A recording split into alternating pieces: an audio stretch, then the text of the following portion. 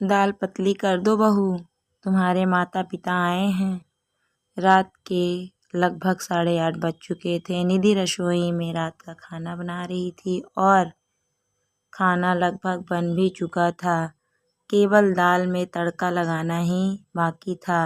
वैसे भी आज उसने हल्के फुल्के दाल चावल ही बनाए थे। दोपहर में कुछ मेहमान आए थे, इसीलिए पनीर और छोले दोनों ही सब्जी बनी थी। तो रात में हल्का फुल्का ही ठीक रहता है। अभी निधि यह सोच रही थी कि सास ममता जी ने रसोई में प्रवेश किया। बहू शिल्पा के सास ससुर आने वाले हैं, फटाफट से खाना बना दो, कुछ बढ़िया सा बना देना, आखिर समधी आए हैं। कोई कंजूसी मत करना, ऐसा ना हो कि कल को शिल्पा को 2 बातें सुननी पड़े। मैं जरा सोफे का कवर बदल देती हूँ। निधि के जवाब की प्रतीक्षा किए बिना ही सास ममता जी बाहर चली गईं, क्योंकि वह जानती थी कि निधि सब कुछ संभाल लेगी। लेकिन ममता जी की बात सुनते ही निधि को 10 दिन पहले की घटना याद आ गई और ना चाहते हुए भी उसका मन एक बार फिर से दुखी हो गया। दरअसल ममता जी की आदत है, वह अपने रिश्तेदारों का स्वागत बहुत ही अच्छे तरीके से करती हैं, लेकिन अक्सर जब निधि के घर से कोई भी आता है तो उन्हें उचित सम्मान नहीं देती। जब भी निधि के घर से कोई आता है तो ममता जी अक्सर मुंह बना लेती हैं। कभी अच्छे तोहफे न लाने का ताना देती हैं, तो कभी यह ताना देती हैं कि बेटी के घर यूं रोज रोज नहीं आया जाता। कभी बची हुई मिठाइयाँ उनके आगे रख देती हैं, तो कभी कोई और ऐसी बात जो निधि को दुखी कर देती है। लेकिन पिछली बार तो हद ही हो गई, जब निधि के माता पिता अचानक बिना किसी पूर्व सूचना के आ गए, तो ममता जी ने दोबारा खाना न बनवाकर दाल को पानी डालकर पतला करने का आदेश दे दिया और दोपहर की पड़ी हुई सब्जियों में छोंक लगाकर गर्म करने को कह दिया। और रायते में तो वह खुद ही पानी डालकर चली आई। केवल खाने पीने में ही नहीं, अक्सर वह अपनी बातों से यह बता देती हैं कि निधि के परिवार में से किसी का भी यहाँ आना उन्हें पसंद नहीं है। वहीं दूसरी तरफ अगर उनकी बेटी के ससुराल से कोई आता है तो 36 तरीके के व्यंजन बनाए जाते हैं, उन्हें पूरा सम्मान दिया जाता है। आज भी जब उन्हें पता चला कि उनकी बेटी के सास ससुर आने वाले हैं, तो उन्होंने निधि को बढ़िया खाना बनाने का हुक्म दे डाला। हालांकि बाकी हर तरीके से ममता जी का व्यवहार निधि के प्रति बहुत अच्छा रहता है, लेकिन ना जाने क्यों जब भी बात निधि के परिवार की आती है तो उनका व्यवहार बदल जाता है।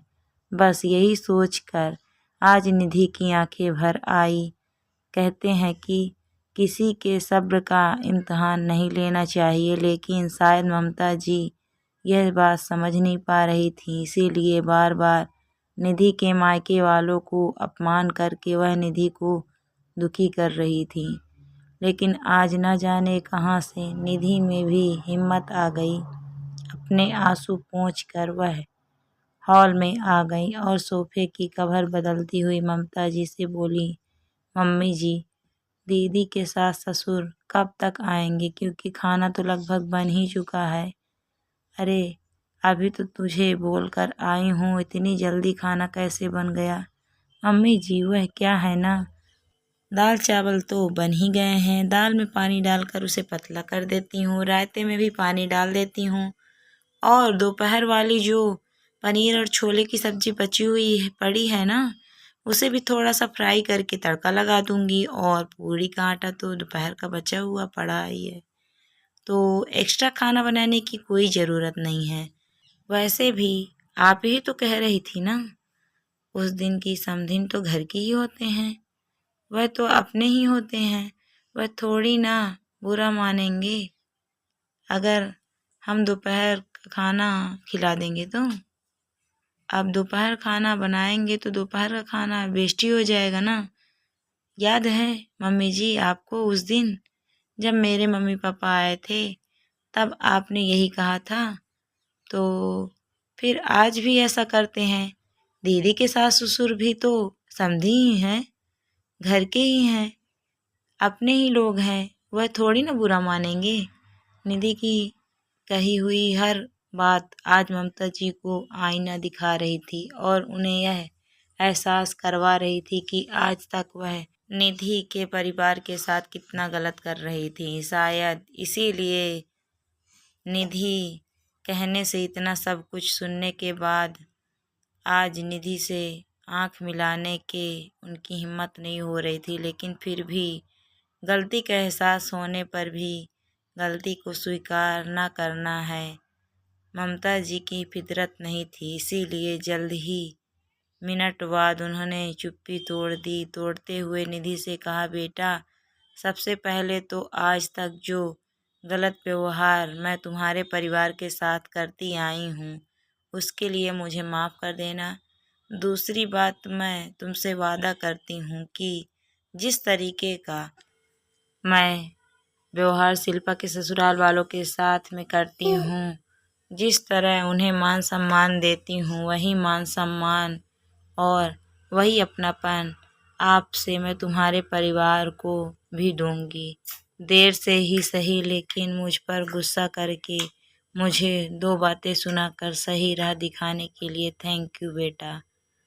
दोस्तों अक्सर हम लोग देखते हैं कि लड़के वालों की तरफ से लड़की वालों के घर वालों का रिस्पेक्ट नहीं किया जाता है, इज्जत सम्मान नहीं दिया जाता है।